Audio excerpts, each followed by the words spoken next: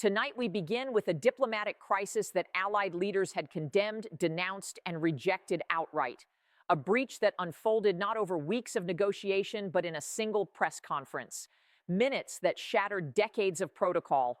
Minutes that triggered emergency consultations across capitals. Minutes that forced allies to reconsider fundamental assumptions. What Donald Trump did today crossed a line that NATO partners had hoped would hold. And when that line broke, European and Canadian officials did not hesitate. They responded with speed, unity, and unprecedented frankness. For 18 months now, there had been warning signs. Not formal diplomatic cables, not official statements, just quiet conversations in Brussels and Ottawa that Trump was preparing something fundamentally destabilizing.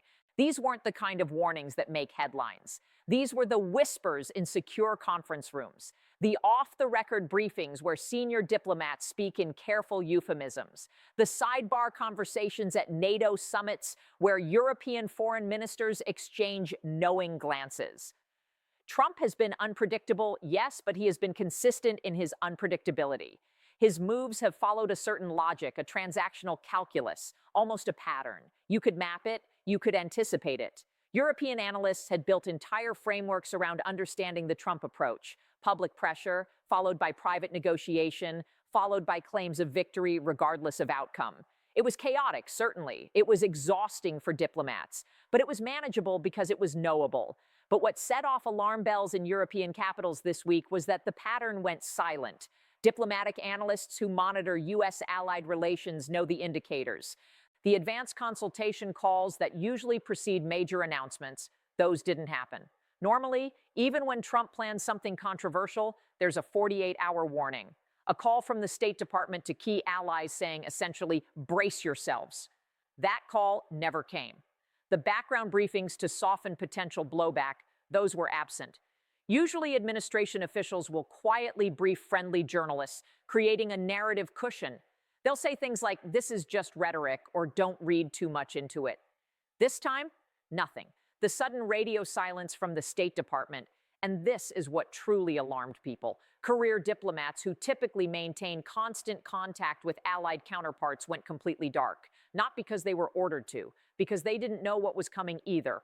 All of that went quiet. And whenever Trump goes quiet, it means something is about to happen. Intelligence liaisons began comparing notes. French diplomats reached out to their German counterparts. Canadian officials contacted British advisors. Everyone was asking the same question. Are you hearing anything? The answer universally was no. And that's when the preparation began. Because experienced diplomats know something that the public often doesn't. In international relations, silence is a signal. And Trump's silence, combined with the State Department's paralysis, sent a very specific signal. Something unprecedented was coming. Not a policy shift that could be debated. Not a negotiating position that could be countered. Something that would break protocol so severely that even Trump's own diplomatic corps couldn't defend it in advance. NATO planners began dusting off contingency documents that hadn't been seriously reviewed since the Cold War. European defense ministers started having conversations about scenarios they had previously considered theoretical. The question wasn't, will Trump do something dramatic? The question was, how dramatic will it be, and how fast can we respond? Here's what makes this moment so revealing. Trump's team didn't go silent by accident. Senior administration officials knew exactly what was coming. They knew how allies would react. And they made a calculated decision. Don't warn them. Why? Because warning creates opportunity for prevention. If European allies had known in advance, they could have mounted diplomatic pressure. They could have coordinated preemptive statements. They could have appealed to congressional allies. The silence was tactical. It was designed to create maximum shock with minimum opportunity for interference. But here's what Trump's team miscalculated. European capitals were already prepared.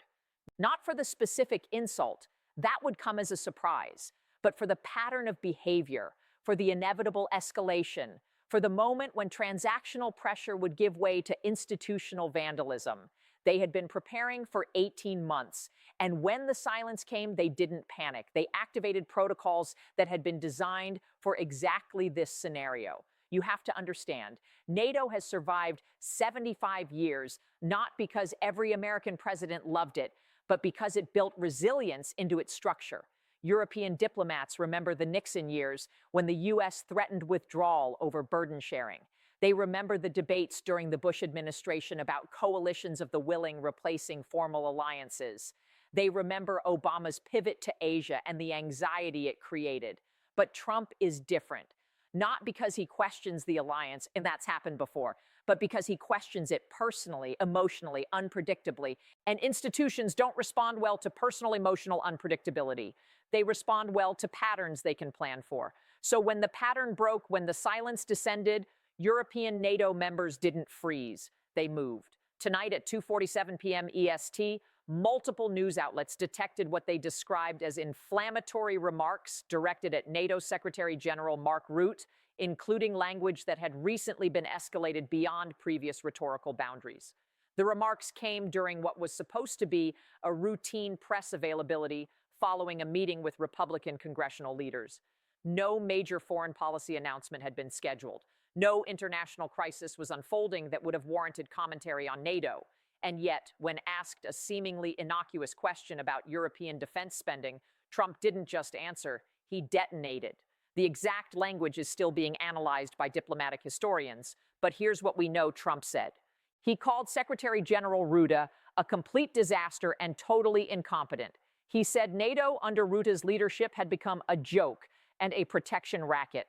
And then, and this is the part that sent shockwaves through allied capitals, he suggested that Rutte was more interested in European socialism than actual defense. These aren't policy critiques. These are personal character assassinations of the leader of the most successful military alliance in human history. But it gets worse. Trump went on to say that he had better options than working with NATO, that he could negotiate bilateral deals that would be much smarter, and that perhaps it was time to rethink the whole structure because nobody respects us anymore. In less than 3 minutes, Trump had personally attacked the Secretary General, questioned the utility of the alliance itself, proposed dismantling the multilateral framework, suggested alternative structures that would give him personal control. These are the kinds of public statements that Trump only deploys when he is signaling something very specific. Veteran Trump watchers know this pattern. When he wants to negotiate, he uses private channels. When he wants to pressure allies, he uses tactical ambiguity. When he wants to signal to his base, he uses culture war language. But when he personally attacks institutional leaders in unscripted moments, it means something else entirely. It means he's already made a decision, and he's preparing the public groundwork for that decision. It wasn't routine criticism. Trump has criticized NATO burden sharing for years, and that's expected. It wasn't policy disagreement. There was no specific policy issue that triggered this outburst. It wasn't negotiating leverage. You don't burn negotiating leverage by making your position this extreme this publicly. Foreign policy observers didn't know which category this fell into until it fell into all three at once, because here's what made this moment so extraordinary. First, it was personal destruction, not just criticism of NATO as an institution, but a targeted character attack on its leader. This is the kind of language that makes future cooperation impossible. You can't walk this back with a phone call. Second, it was institutional delegitimization. By calling NATO a joke and a protection racket, Trump wasn't just expressing frustration, he was undermining public confidence in the alliance itself.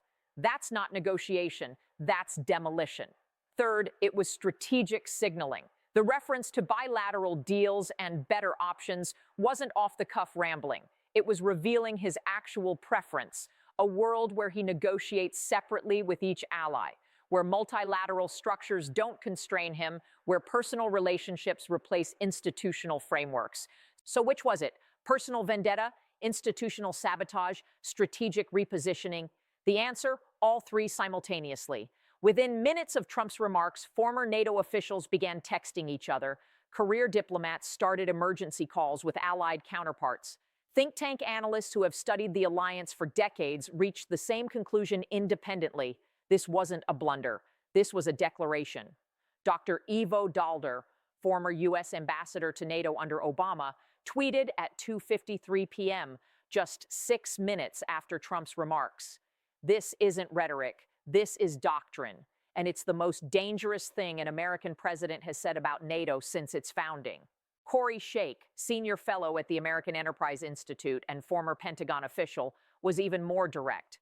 Trump just told every adversary, the alliance is vulnerable. He told every ally, you're on your own. This is a strategic catastrophe. But what they did know was that Trump was changing his relationship with the alliance, not adjusting it, not recalibrating it, fundamentally altering it. And when a sitting U.S. president shifts alliance posture, even by personal insult, pay attention. Because here's what history teaches us. Words from presidents create realities. When a president says, we have no permanent friends, only permanent interests, it changes how allies behave. When a president says, America first, it changes how adversaries calculate risk. When a president says, NATO is obsolete, it changes how defense ministers plan budgets. And when a president personally attacks the Secretary General and suggests bilateral alternatives to the multilateral alliance, it doesn't just offend diplomats. It rewrites the strategic map. Russia heard those words and immediately began calculating, if the U.S. is willing to abandon multilateral defense guarantees, can we test individual bilateral commitments? China heard those words and started asking, if NATO can be personally dismantled, what does that mean for other U.S. alliance structures in Asia? European capitals heard those words and faced an unavoidable question. If we can't rely on institutional commitments, do we need our own nuclear deterrent? The revelation wasn't that Trump insulted Mark Rutte. Trump has insulted hundreds of leaders. The revelation wasn't that Trump criticized NATO. He's been doing that since the 1980s.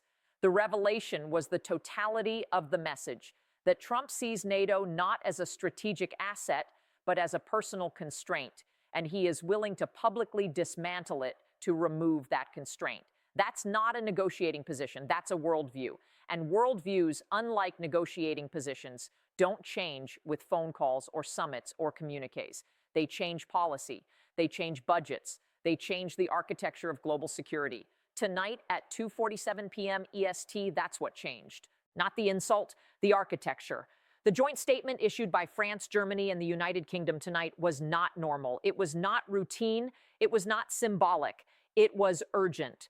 Foreign ministers, after emergency video conference, described Trump's move as disrespectful to the institution, damaging to transatlantic trust, and perhaps most importantly, revealing of deeper intentions regarding Article 5 commitments. But intimidation only works if the target hesitates. Allied leaders did not. In fact, their response today was among the most coordinated we've seen in modern NATO history. Here's what we know. These weren't the standard diplomatic protests. Within 90 minutes of Trump's remarks, European leaders confirmed that emergency consultations on defense independence, including joint procurement initiatives that had recently been accelerated for what analysts believe was preparation for exactly this scenario. In other words, European leaders targeted the leverage Trump thought he had, the assumption of dependency that would have made it operational. NATO officials now believe that Trump's latest move was designed to test the cohesion of European resolve after his return to office. Trump wanted to see whether allies would fold under pressure, but instead, the opposite happened. European and Canadian leaders didn't issue mild rebukes. They issued coordinated statements that were so swift, so unified, that even Trump's advisors noticed. You don't get the White House's attention easily. But today, allied capitals did. Senior diplomats speaking with Reuters under anonymity described Trump's shift as stress testing, a way to gauge how much he can push before consequences materialize. But European leaders proved today that they remain both capable and willing to act independently. Their statements were not only sharp, they were coordinated so precisely that identical language appeared in Paris, Berlin, and London within minutes. That synchronization matters because it shows preparation. It shows that European allies are not reactive. They are strategically ready. Remember, Trump thought European defense budgets would remain dependent on U.S. guarantees. He thought personal insults would force concessions. He thought allies had no alternative frameworks. But tonight, the exact opposite is happening. European strategic autonomy discussions are accelerating. Defense integration plans are being fast-tracked. What makes this moment so volatile and so consequential is that Trump's latest move happened at a time when European leaders are under domestic pressure to show strength. Defense hawks want increased independence from Washington. Economic moderates want continued trade stability. Eastern European members want ironclad security guarantees. NATO Secretary General Rutte is balancing these demands while managing the most serious threat to alliance unity in decades. NATO's emergency communique, now circulating among all 32 member states, made it clear that the alliance is not willing to accept threats to institutional respect. Senior officials said plainly that Trump's action was inconsistent with the mutual respect upon which the alliance is founded. That is diplomatic language for, this is completely unacceptable and will have consequences.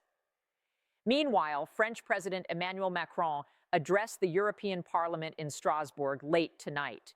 He said, "Europe cannot rely on partners who insult our institutions. We must build the capacity to defend ourselves." These are not rhetorical flourishes. These are statements from a nuclear power that understands just how high the stakes have become. Here's what makes the situation even more concerning. Trump's latest move wasn't isolated. While he attacked NATO's leadership publicly, his administration also floated withdrawal from joint exercises. Republican senators also blocked Ukraine aid amendments. Defense contractors were likely preparing to pivot toward bilateral deals that bypass NATO structures. A third possibility, the one worrying officials the most, is that Trump is attempting to fundamentally restructure the alliance into bilateral relationships he can control individually. European leaders want to show that multilateral cohesion still functions. European leaders want to prevent a fracturing of collective defense. And Eastern European members want to prevent any ambiguity about Article 5 commitments. Tonight, we've heard from Brussels-based correspondents who are now tracking emergency ministerial-level consultations. They say defense ministers are being recalled from leave. They say contingency planning documents are being updated. And they say Trump's decision to personally attack alliance leadership is likely part of a broader strategy intended to remake NATO in his transactional image. But European capitals are not waiting passively. In fact, they are mobilizing alternative frameworks. Their response today, coordinated, substantive, and immediate, sent a message to Washington that insults have consequences. And it sent a message to Moscow that Allied unity remains intact despite American volatility. As the week goes on, we expect more details to emerge about what exactly Trump hoped to achieve. But what we do know is that Allied leaders' action was timely. It was demonstrating resolve without escalation. It preserved institutional credibility, and it signaled strategic independence. What happens next will depend on what Trump does in the next 72 hours. If they walk back the remarks, this moment will be remembered as a close call that strengthened European resolve. If they double down, NATO members have already shown they are prepared to act without Washington's blessing, and they are ready to respond. And when Trump is quiet, it means he is calculating his next move. It means he is choosing his next move carefully. Because tonight, Trump learned something many presidents have learned before him. Alliances are not loyalty tests. Respect is not optional in diplomacy. And Europe will not be bullied, even by Washington. This story is far from over. But tonight, one thing is clear. The transatlantic relationship has entered uncharted territory. Allied leaders have drawn a red line around institutional dignity. And the next move will determine whether 75 years of alliance architecture can survive one man's impulses. And we will be here, watching every detail as the next phase unfolds.